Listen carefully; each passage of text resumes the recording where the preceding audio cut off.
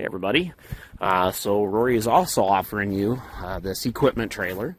This was for the skid loader is what he bought it for. So it's just about 8 foot wide, but it does have these hinge spots where you can put some drop boards in it to widen out your deck. So this gets it to about 9.5 feet wide when you open your little swing latches here. Other than that, they pin away.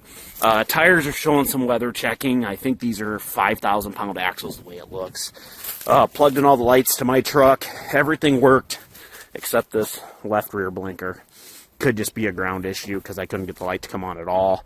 You got 4 foot flip down ramps, heavy D-ring tie downs. Again, I got these all.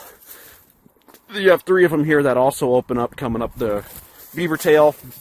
Beaver tail is about 5 feet. Overall length of the trailer, 16 feet. So very nice, all steel, heavy duty construction. The jack's nice and smooth, operates the way it should. 2 5/16 coupler. And they got the adapter for your wiring and everything. Again, I hooked it up to my truck, guys. That left blinker was the only light that wasn't working. Nice trailer. Probably want to put some new tires on it, but heavy, heavy duty.